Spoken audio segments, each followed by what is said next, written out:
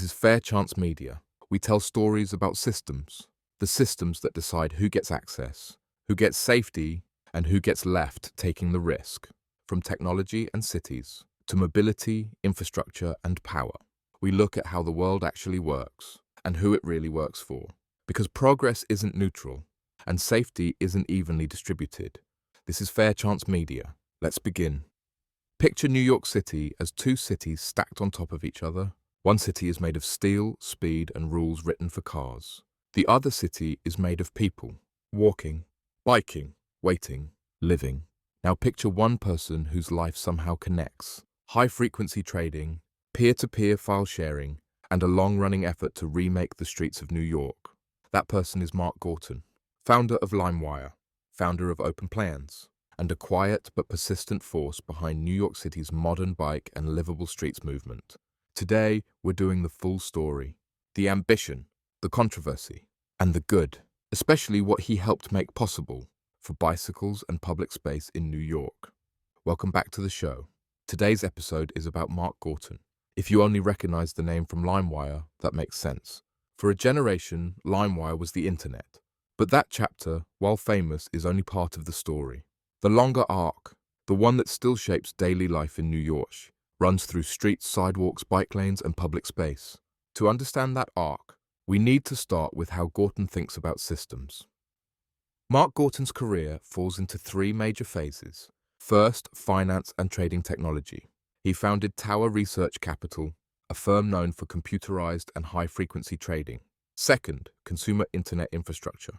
That's LimeWire, a peer-to-peer file-sharing network that scaled globally.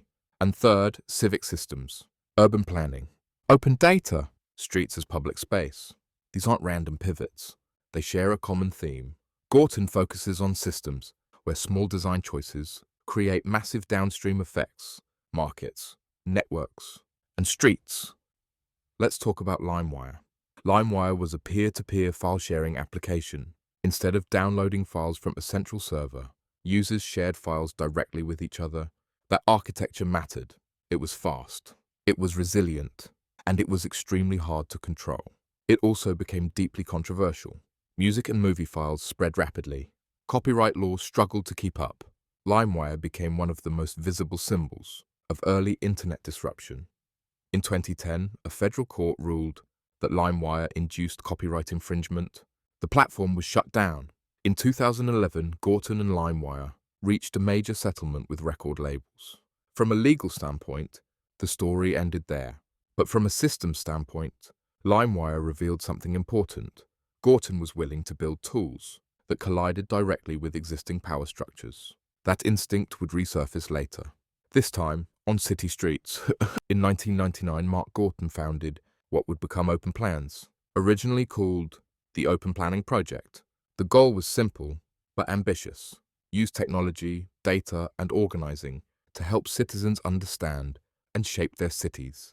This was early civic tech, long before it became a buzzword.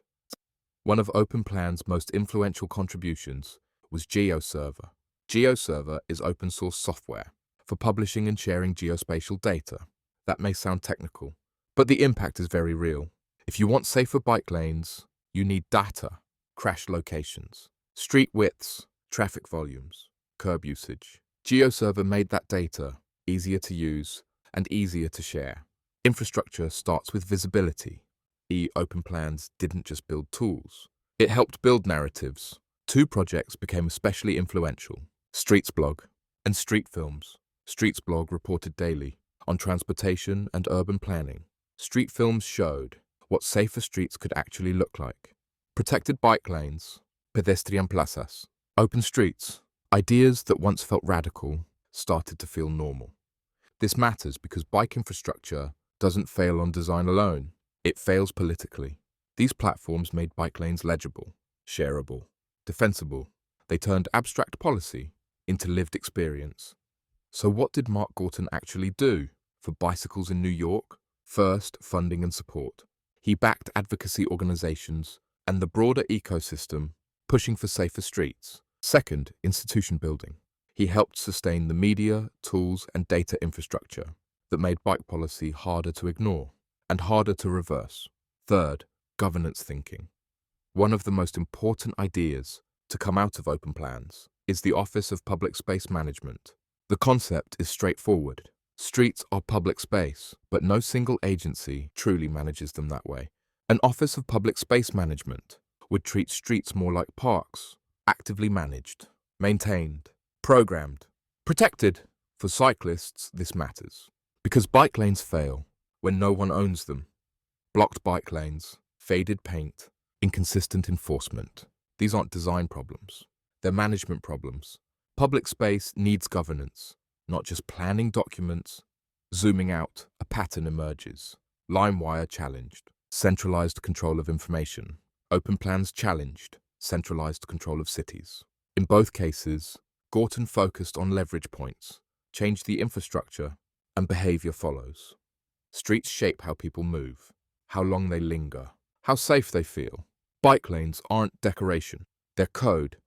Mark Gorton is not a universally beloved figure. He's controversial in some circles, polarizing in others.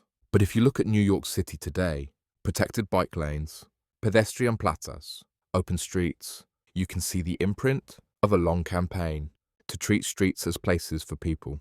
That campaign didn't happen by accident. It required money, media, data, and persistence. Mark Gorton reminds us that cities aren't only shaped by elected officials. They're shaped by people who understand systems, people who fund the unglamorous parts, who build platforms instead of slogans, who keep pushing long after the headlines move on. In New York, where the fight over street space never really ends, that kind of persistence becomes infrastructure itself. You've been listening to Fair Chance Media. If this episode made you think differently about how systems shape everyday life, that's the point. Cities, technology, and infrastructure don't change on their own. They change when people understand them and decide to push. You can find more episodes and follow our work wherever you get your podcasts. Until next time, this is Fair Chance Media.